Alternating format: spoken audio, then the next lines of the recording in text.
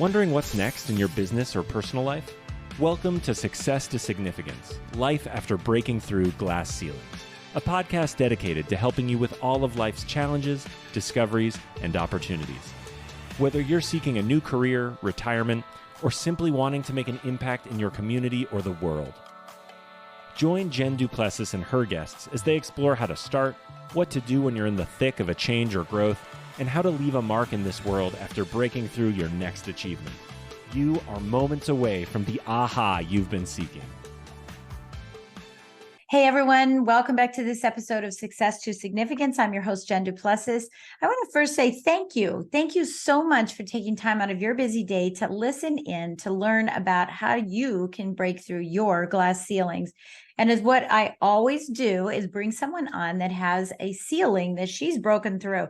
Now, of course, we all break through ceilings all the time, whether they're financial, relationships, money. I said financial, right? Business, money, financial, relationships, losing weight, gaining weight, getting married, getting divorced, you name it. We all go through breaking through these glass ceilings. And, but the bottom line is once we've done that, that becomes our message or our mission. And so I, again, want to say thank you so much for taking time out of your day to listen in, even if you're listening to us at 1.5 speed. So I'm going to talk really fast so that you have to slow it back down.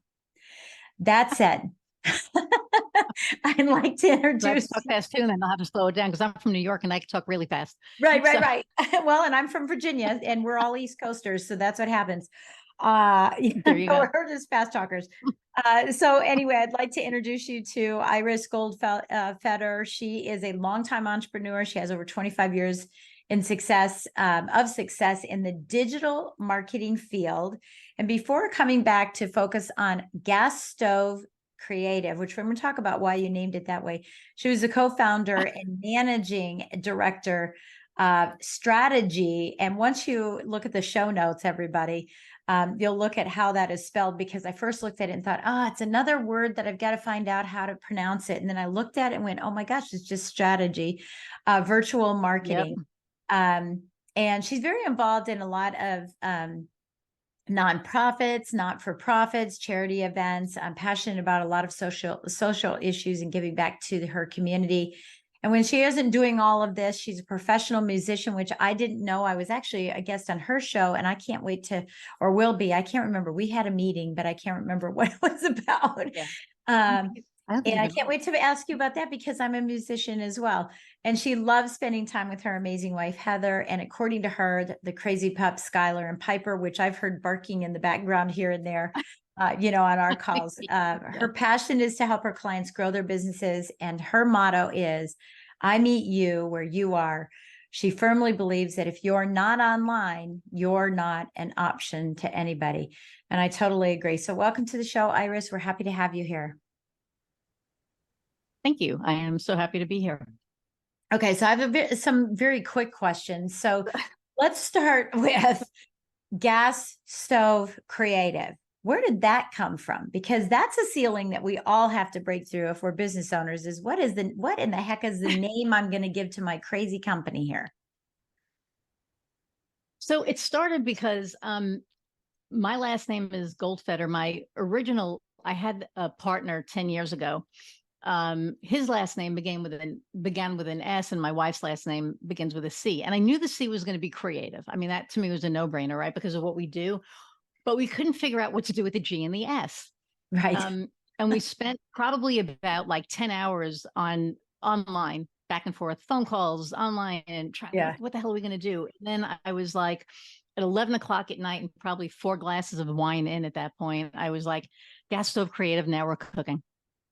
Oh, I love it. Now we're cooking. Oh, that's it. And I chose gas stove because I used to cook professionally back in the day. So it was kind of tying all of your history things in. So everything, right? The creative being, we're a creative agency. Also, I'm creative. I'm a musician. I write songs, write music. And then the gas stove was the cooking piece, and it just all kind of tied in. And Yes. So what instrument do you play? I play rhythm guitar. My main instrument is my voice. I'm a lead vocalist. I dabble on piano. I play a little bit of drums, which became a sticking point because we all in our band played different instruments, and they were like, "Hey, can you play drums on this?" And I was like, "Absolutely." And then one of the covers that we do is "Give Me One Reason" by Tracy Chapman, and there's like a weird beat in there, and I was trying to play it, and I'm like, I will not do this justice. I said, but I know a drummer. Right. So we now have a drummer. Yeah. Because I was like, one of the strengths that I have, and that's in my business as well, is like finding the right people to get the things done. And so that's what I did in this case. And it's worked out amazingly. I love it. I love it. I have a story about my company. What do you play? Well, I play flute, piccolo, and saxophone. Yeah, I played I'm more traditional. I played in the Colorado Springs Symphony. It's my alcoholism, if you will. Like if I have a really bad day, I'm going to pick up one of my instruments and play it. And, wow. It's just my escape. And I don't do anything with anybody anymore, but I still buy music. I now have it digitally on my iPad, but I buy music and I still play. I'm not at the level I used to be. I used to be extremely good, but it's, it's just enough solace for me, enough solace. And sometimes I just pick it up and play and do scales and whatnot. And then I pop it back down and go, that's the answer. That's the answer I was looking for. It's just because I don't have to think about playing scales, right? Right, So, right. Yeah, it's exciting. I love it. So I'm always, it's always exciting when we can have another musician, because I know there is a creative side to us. It's pretty amazing. And it's funny because artists and musicians are quite different in their creativity. Musicians are more strategic. Yes. Artists are more whimsical, right? We're more strategic because we follow the rules, right? We have every I was going to say frame, but every margin that we're in, what margins we're starting with, everything that we're doing is all, you have to follow the rules. You can't ad lib until after you learn the whole music and the score, then you can start ad-libbing, right? So right. Yeah, I love that. So let's talk about Gas Stove Creative. I know what you do. One of the things that I think that I need to start off with for everybody to understand is that well, before I go there, I'm not going to do it. Well, yeah, I am going to go there, and then we'll backtrack a little bit. But we offer, I told you this was very conversational. That you offer an all-in-one marketing solution for the business owner that doesn't want to work with 20 different people to get their marketing done, because that's really what it is. It's like, I've got a social media post person, then I have the graphic person, then I have the, some people have, they're the LinkedIn specialist, and they're the Instagram Reels specialist, and they're the YouTube specialist, and they're the Facebook person, and the Facebook page and personal page and group, and they're the funnel person. You can go one step further and go trade shows. They're the people who need trade shows set up. So they need promotional items, like all of it, right? Because flyers and banners and branding, and it's like all this stuff, right? And it all is just kind of a mishmash. And I think we all go through that and do that. So let's backtrack before you answer this question, which is, why is this so important to you? Let's talk about your glass ceiling that you broke through, at the time when you were saying, okay, I'm struggling with this, so I'm going to figure out a solution for everybody. But maybe it even stems even before that, something that wasn't you putting Gas Stove together, but rather something else that happened in your life that broke you through, that brought you into recognize. Sometimes I didn't even know I was so creative, and then I could be a musician. Right. So tell us a little bit about you and your story and some breakthroughs you've had. So for me, it was, I've been a musician ever since, like, I taught myself guitar at 10 years old. My best friend, her dad bought her a guitar. We couldn't afford it. So I watched her for about 6 months. And I said to my dad, I want to get a guitar. And he said, well, honey, we don't have the money. And I said, I know. And then he took me to Woolworths. Remember Woolworths? Oh, yeah. And I paid, I think, like $14.99 for this black guitar with a red sunburst on it. And I would watch what Elise would do, and I would do it. And then after about 6 months, I brought my guitar up and I said, hey, let's play together. And she went, do you play? And I said, I do now. And I just taught myself. And it was one of those. I was born with my voice. My mother was an amazing singer. She never did anything with it. She could have, because she was just phenomenal. So that all is just, natural talent. And I thank the universe and everybody, up there. I'm very grateful for that. As far as, the glass ceiling, I think what happened for me was a couple of things in business. I would find that I would have to reach out to other people to get stuff done for my clients that they wanted, or they would go to like another company and they wouldn't be happy. And then they were like, can you, do this? In the beginning, I said no, because when we first started, we were just doing websites and SEO, and that was it. I got into a partnership that didn't work out. We both, I think, went in thinking differently, which was fine, and we ended it, we parted friends. And I also got sick in 2021 with COVID. And 3 months after I got sick, I was hospitalized, basically almost died. Didn't know I almost died until 8 months after.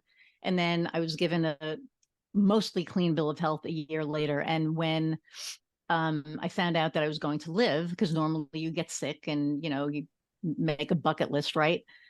When I found out I was going to live, everything changed. I started my podcast.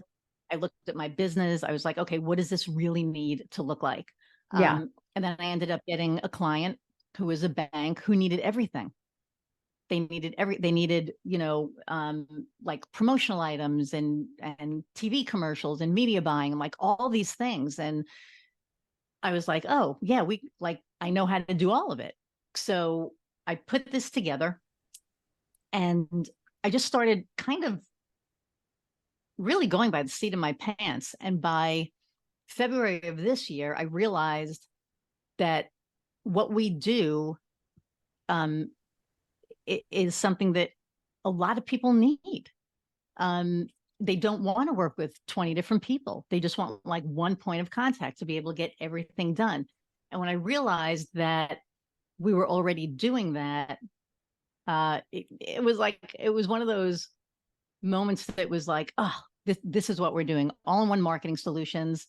No elevator speech needed. Everybody has to have like a little elevator speech. What do you do? And that's it. We're all-in-one marketing solutions for the person who doesn't want to work with, 20 people or more to get their marketing done. That's it. And that's what we do. And it's, it's simple and I love it. I absolutely love it.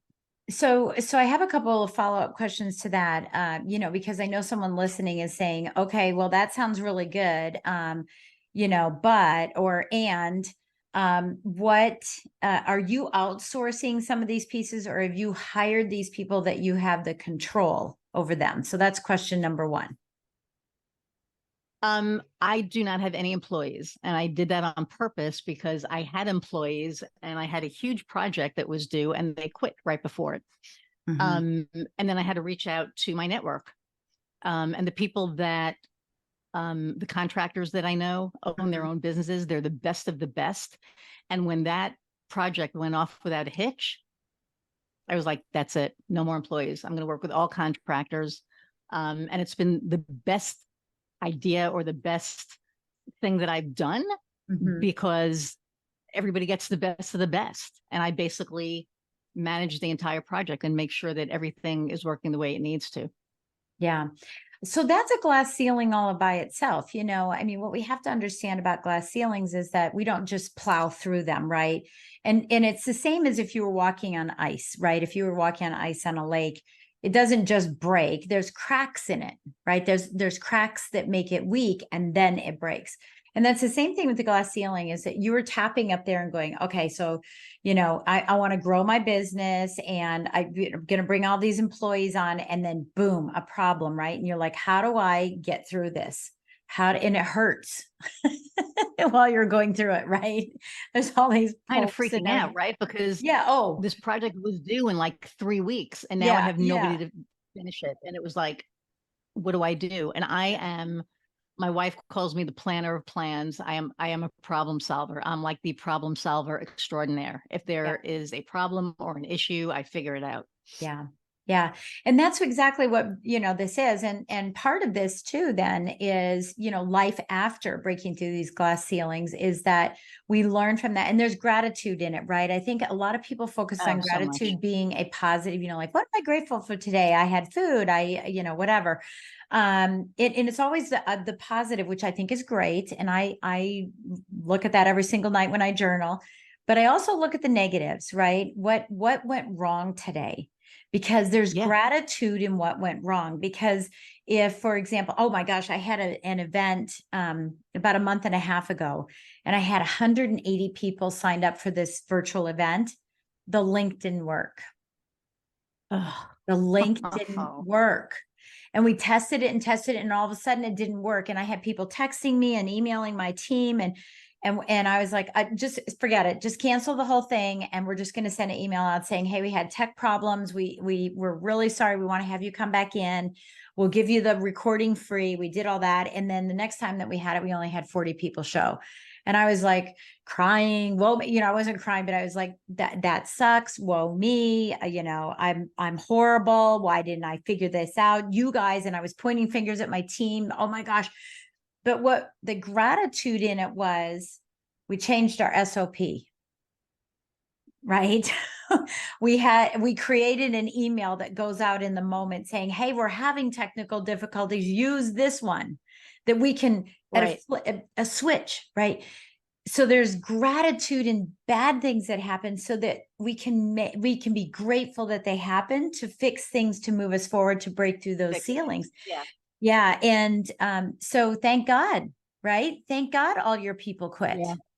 Because you wouldn't I say it wasn't all of that, but it was like enough. But the thing was, I always say that out of something good always comes out of something bad. Yeah. There's always a lesson. And, people are like, oh my God, I made this huge mistake. And I'm like, did you learn from it? Yeah. Then it's not a mistake. It's a lesson. And you learn. And the mistake comes is if you don't, Confucius says, insanity is making the same mistake and expecting different results. Right. Right. So I see a lot of people doing that hamster wheel. Yeah. And I almost just want to reach in and go, get out of there. But there's, you can lead a horse to water. You can't make them drink. I found that, for me personally, that it's been this journey of growth and awareness and really wisdom, like a certain wisdom comes along with it where, we're like, okay, we did this didn't work. Now we're going to do it this way. Mm-hmm. This way works. But guess what? This way works for so long because then you scale. And then when you scale, it changes again. Yeah. We scaled, I want to say in the end of June, and I had like a meltdown because I was freaking out. I'm like, oh my God, like I didn't have the systems in place that I needed and all of the things. And so I freaked out. But during my freak out, I knew who I needed to reach out to. And I said, hey, this is what I'm going through. What do I do? Annie Ruggles, we got this. Don't worry about it. So, she and I sat down, figured out all the systems that I needed. And I told my wife, I said, I don't know if I'm drinking this weekend. I don't know what's going on, but I'm going to be melting down, and just give me till Monday and I'll be fine. And so during my meltdown, I got the systems in place that I needed. I was melting down and freaking out, but being really productive while it was going on. And then Monday morning came and I hit the ground running. I was like, okay, we're done. Let's go. Yeah, you had clarity. Yeah, I mean, you bring up a couple of different points, and hopefully I can remember all of them as I'm getting older. I tend to get on these calls, even in my own, when I'm a guest, I'm like, and I have no idea what I'm talking about right now. It just happened. Yeah. But you said a couple things. One thing I want to say too is that I added an element of, you said you can lead a horse to water, but you can't make them drink. Mm-hmm. But you have to ask the question, were they thirsty in the first place? 100%. Right. And so that's something that business owners need to look at is, am I even thirsty for wanting to get more exposure in my business, because that's really what you do. You're helping people become more of an influencer, get more exposure to be able to attract more clients, and I think that that's pretty powerful. I love when you said you were freaking out over the weekend, but you were diving in. Les Brown, has a great quote. I say it over and over and over on this podcast, but this is why it's so important. But he says, if you work hard, your life will be easy. Oh my gosh, I do this one every time. If you do what's hard, your life will be easy. If you do what's easy, your life will be hard. But after working with Les for the last couple of years, and I was fortunate to be on his speaking faculty, I learned more about what he really meant by this, because what everyone hears is if you do what's hard, life will be easy. That means more hours. I'll just work harder. But it's not working harder, it's doing the hard work. And that's what you did in that weekend. You did the hard work that probably should have been done eons ago, about putting all these systems in place so that anyone could come in and replace anyone. And when you talked about scaling, you saw that I chirped up and smiled, because that's my specialty. That is my specialty, is helping companies scale and making sure that they don't get to that critical point. And I help them blast through that glass ceiling, instead of get there and go, right. And so I think that you're saying some really critical things, but tell us, any of us that are watching and listening. So if someone's listening, so we have to make sure we position this properly. Someone's listening, and someone might know someone who isn't listening. Tell us, if we were talking to someone, how would we know that that person is your perfect client? Ooh, see, that's I guess where it gets difficult. I think if you are having a conversation with somebody and they're just like, I'm working with this marketing agency and it's just, I'm not getting anywhere with it. My ROI is non-existent.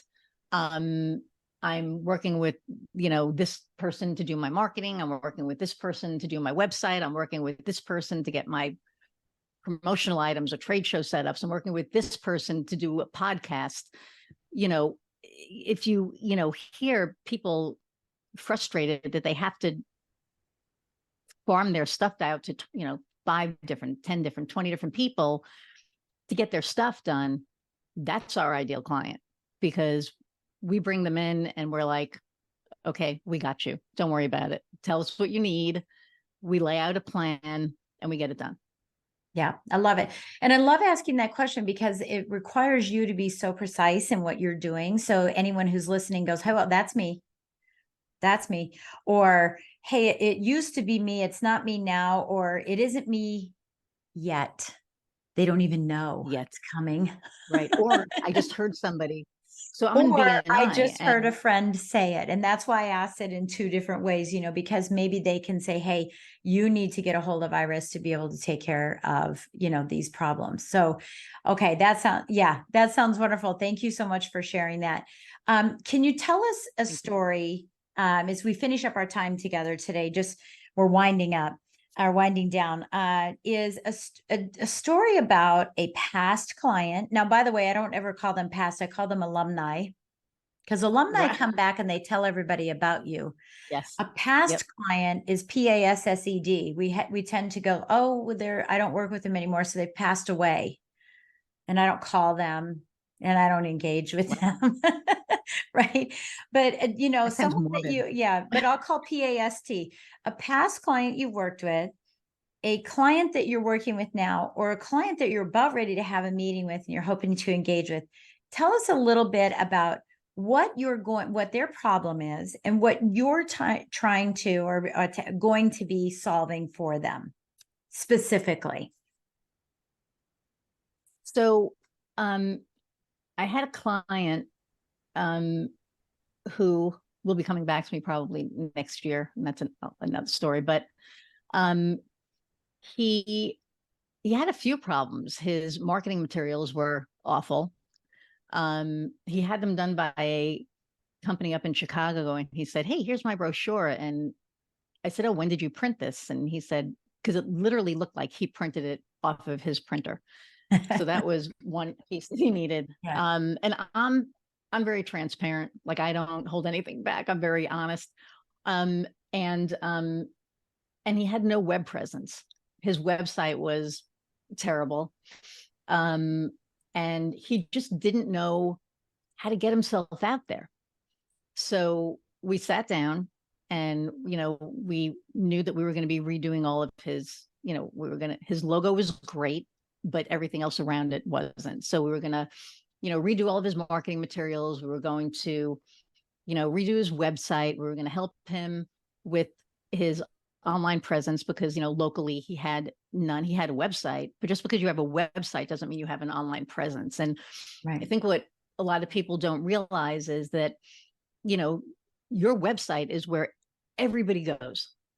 Everybody goes. And what we do now, which we didn't know back then, but I'll just get back to his problem. He just really needed to be out there, and we got him out there, and his business like tripled within, I think it was like 8 months. Wow. Because you have to do it right. And I know one of the things that I really wanted to touch on was ADA compliance and, WebP and, those things. When building a website now, you need to be really cognizant of who comes to your page, right? So you want to be ADA compliant. You want to be ADA compliant because, why leave out a part of society? If Right. somebody has ADD and your site isn't, it's not Simple and friendly easy for them to be on it. Yeah. Right. They're going to go somewhere else. Let's make sure everybody knows what ADA is. America's Americans with Disabilities Act. I just wanted to make I wanted to make sure everybody knew what ADA was. So, yeah. So you want to make sure that there's a software that I use called Accessibility, and I put that on every website that I make now, because what it does is it allows people, it's not the complete solution because you would have to like completely build, excuse me, a site, and then that's a whole nother expense, but at least taking care of part of it. It's a front end and partial back end solution for people with disabilities that can come to your site. They can have cognitive disability, they can have ADD, they can have visual impairment, they can be blind, they can be deaf. And it helps them navigate around your website. There's a lot of different things that go into it. So that's one thing. The other thing is WebP, and WebP is a Google, basically a Google image. And so normally you would have like a JPEG or a PNG. Those are, files that if they're not done properly, they're going to come out grainy and crappy. Right. WebP blows up the file to, like a giant file, and then it compresses it so that it helps your site load faster. Because when you have, a heavy, like a big JPEG or a big PNG, it's going to affect load time, and people don't have patience anymore. Your site needs to load within 3 seconds or they're going on to the next one. Yeah. Yeah. I love that. I love that you're, incorporating, and of course this goes back to your passion and, in today's world, people are attracted to companies that not only can solve their problems, but that they're actively involved in the community. They're giving back a portion of their proceeds to help others, whatever the case may be. I mean, there's a whole plethora of things that a company can do that show social, community, charity awareness, in whatever, strikes your fancy, whatever it is, whether it's military, women or children or disabilities. This is what companies are looking for. And I love that your company, is executing on that and making that a prominent feature of, what you all do. So I think that's really powerful. So one of the questions I have is, and I know I'm speaking from, this is what my listeners are thinking. They're thinking, okay, Jen, this is really cool. I may have 5 or 7 of these people. Maybe you only have 1 to 3 of these people. Maybe you have a social media poster or something like that. But if I come to her, do I have to get all these things? And is there an a la carte? Is there, you don't have to talk about your pricing, but is there an option to, have if you get 5 of these, there's a discount versus if you get 10 of these, there's a big discount. And if you want to a la carte them and pay more, that's fine. Because I can imagine what the small business owner is saying, look, I'm spending a lot of money. And I know sometimes we're not spending enough money and we're getting the results that we're getting. Sometimes we're spending too much money and we're getting the results that we're getting, right? And all not getting what we want. So I know the small business owner is going to look and say, this plus that, I'm already paying this. Are you going to be that, or are you going to be something less because you've figured out how to do it in a more effective way? Right. I think for us, I always say we meet you where you are, not where, we want you to be, right? Yes, like you'll grow want to into get that. here, but if you're here, we're going to help. Exactly. Yeah.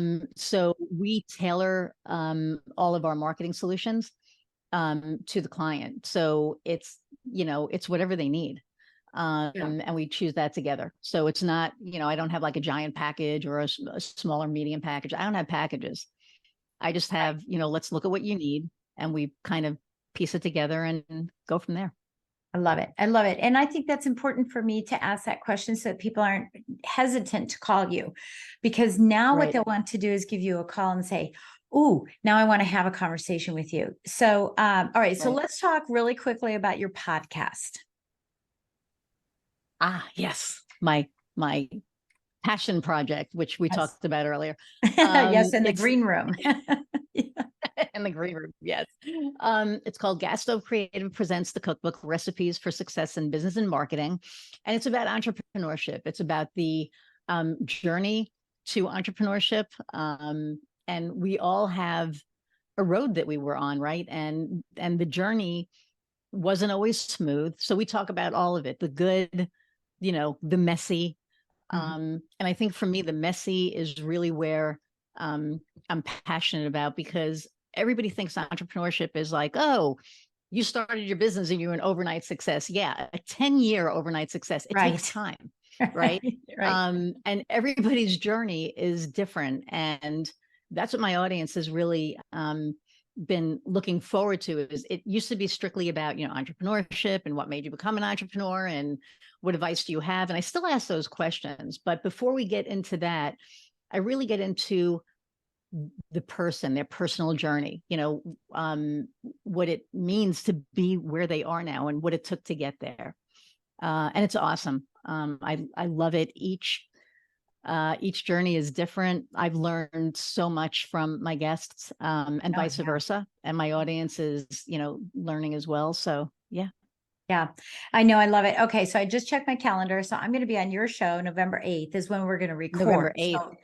So later it'll be there. So we want you to be looking at that as well. Just, when you're listening to this podcast, just make sure you go over to her podcast, and we'll provide you with the link for that as well. So you can start listening to her podcast, and you'll hear my journey. You hear bits and pieces of it when we're recording this, but it's nice to hear it right from the get-go. And it's not an overnight success, and it has ebb and flow, and the roller coaster of love, right? I have a picture that I do sometimes when I'm speaking of a roller coaster that goes up and down and all around and loops and all this stuff, and makes me sick when I see it, because I think, and I don't like roller coasters anyway, but I think about how my business was. And then I play the song, Roller Coaster of Love. Oh yeah. Right. And everyone, I go, is this your business? Right. So it's kind of how we are, there's loops and turns and everything that we do in business. And it doesn't matter if you're working for a company too, there's loops and turns in your progression as a career person, and becoming a manager and a team leader and an executive, and all of those pieces that, eventually took you to entrepreneurship. So I love that. I can't wait till we get on that. Now I understand why it's called cookbook at the same time, because you gas stove. I got it. It's all coming together. I tied, and then what lights your fire, right? I tied everything together. And I think I always say that, if you really want to get to know yourself, become an entrepreneur. Because man, you find all the bits, you find all the, all of it. Yeah. I love it. You know, that's exactly it. So, all right. So, do you have a little gift for us? Where can we go to get a little gift? If you have a little. Yeah. So I'll share a link with you. I'm doing a complimentary discovery call. Great. And it's on a Calendly link, and I can share that for you for the show notes. Yep, we'll do that. And if you do the complimentary discovery call from here, mention this podcast, and if you do sign on, we will give you a percentage off of your services. Awesome. Beautiful. Okay. So complimentary strategy call or discovery call, and you'll get me the link and we'll put that in the show notes here, and we will take that. That's wonderful. And of course, we'll have all of the links to all of your LinkedIn and Instagram and Facebook, which I just followed you and connected with you. So make sure you're following me back. So when we release this podcast, we aren't waiting for each other. And we should probably mention that we met in an organization called the Dames. So if you have interest in that, I'll put a link in here as well. In the Dames, and we are a group of women all over the country who are business owners. International, all over the world. Well, maybe we're all over the world now. We're international. Yeah. And then we have chapters in certain areas, and sometimes we have virtual chapters for us that don't have, actual chapters to go to. But what I love about the Dames is that it is not a networking group where we come in and everybody starts pitching each other, which I cannot stand. I hate that. Whenever, and I know hate's a bad word, but I do not like it. I get phone calls all the time where people want to pitch me, and I'm like, you don't even know my problem. That's just malpractice. It just totally is malpractice. It happens on LinkedIn all the time, and it drives me crazy. And I connect with people, and then I disconnect immediately when they start pitching me, because that's malpractice. You don't know anything about me.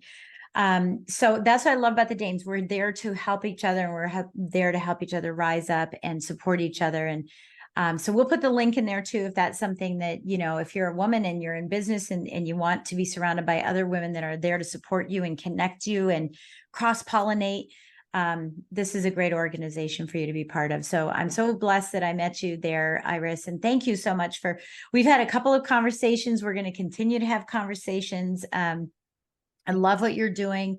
And again, the best thing to do is just go to gasstovecreative.com, and you will get all kinds of information there. And then use the link to go get your complimentary strategy call and just see what it's about. I always say this, it's better to know than wonder.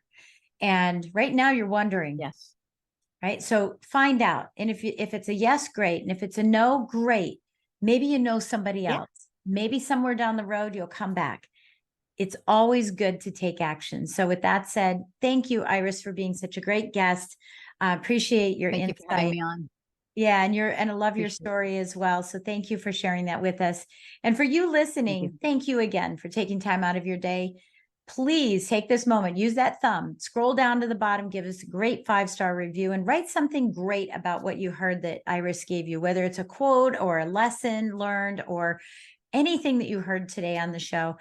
We want that and encourage that feedback. And last but not least, don't forget to go over to YouTube and subscribe to my channel so that you can get the video portion of this as well. So that I know often we listen on audio. That's how I started 11 years ago on this, but now we're doing video. So you want to see our expressions and who we are. And it really takes our guests off of the audio and into the video so that you can see how they function, who they are, and what they're all about. So with that, I will catch you next time on Success to Significance.